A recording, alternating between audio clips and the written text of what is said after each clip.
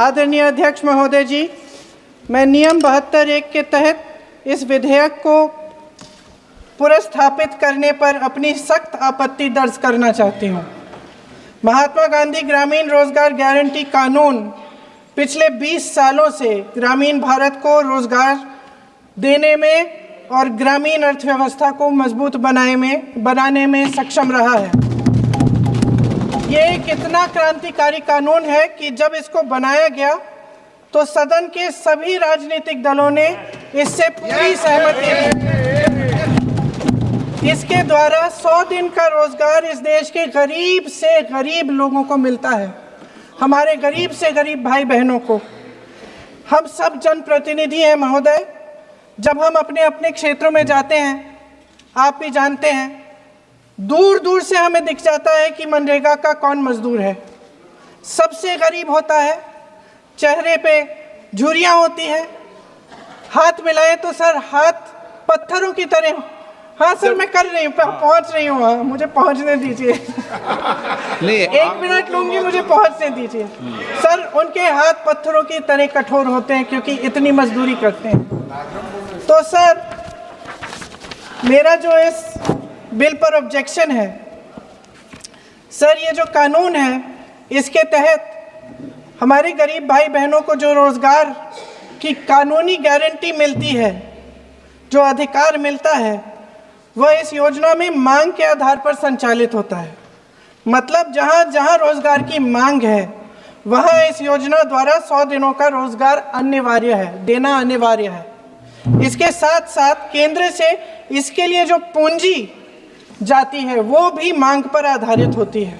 यानी कि इस योजना के लिए जितने पैसे जहां भेजने हैं, कितने भेजने हैं, वह जमीनी परिस्थितियों पर आधारित होता है और मांग के आधार पर निर्धारित होता है। सर, इस विधेयक की अनुसूची 1 में उपनियम 4(1) और 4(2) द्वारा केंद्र को इजाज़त दी गई है कि वह पहले से ही निर्धारित कर लें कि कितनी पूंजी कहाँ भेजी जाएगी। इससे संविधान के 73वें संविधान संशोधन को नज़रअंदाज किया जा रहा है। सर महोदय, इसके जरिए ग्राम सभाओं को इस योजना की मांग की ज़मीनी परिस्थितियों के आधार पर तय करने का पूरा अधिकार दिया जाता था। आज वो अधिकार कमज़ोर किया जा रहा है।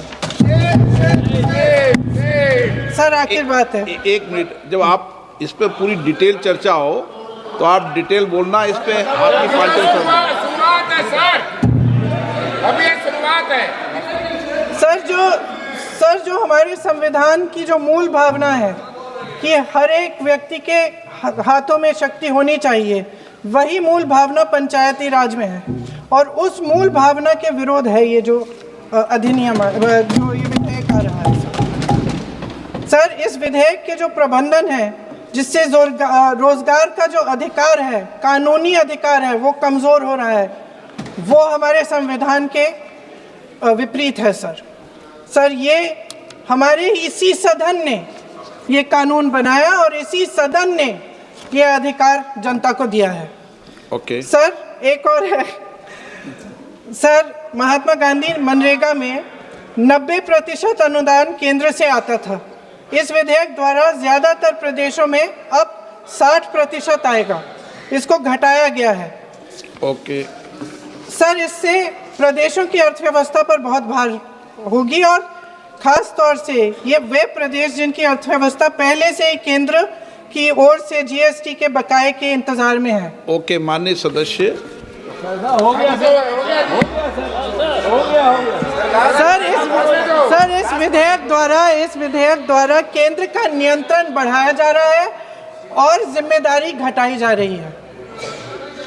सर, जो 100 दिन का अधिकार आपने 125 करने की बात की है, लेकिन इसमें वेतन की बढ़ोतरी, आपकी जो मजदूरी की बढ़ोतरी है, इसकी कोई बात नहीं है। माननीय सदस्यों।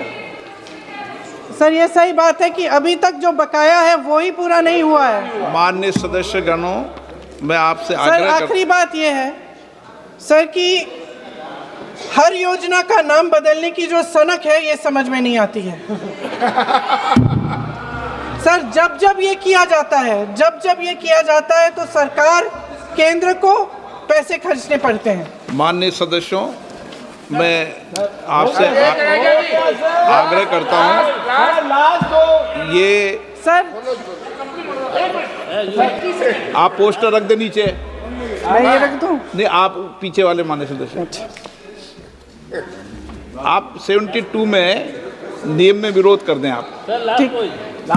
सर आखिरी पॉइंट है कि बिना चर्चा के, बिना इस सदन की सलाह लिए इस तरह से जल्दी जल्दी में विधेयक को पास नहीं होना चाहिए। सर ये विधेयक वापस लिया जाना चाहिए। इसके बदले में सरकार को एक नया विधेयक पेश करना चाहिए। खत्म करूं? महात्मा गांधी जी मेरे परिवार के नहीं थे, लेकिन मेरे परिवार जैसे ही हैं, और इस पूरे देश की यही भावना है सर। नो, सर इस पूरे देश की यही भावना है। नो, माननीय सर आखिरी बात, सर आखिरी बात यह है कि गहन जांच पड़ताल और व्यापक चर्चा के लिए इसे कम से कम स्थायी समिति के पास भेजा जाना चाहिए, और कोई विधायक किसी की निजी महत्वाकांक्षा, सनक और पूर्वाग्रहों के आधार पर न तो पेश होना चाहिए और न ही पास होना चाहिए। धन्यवाद। माननीय सदस्य।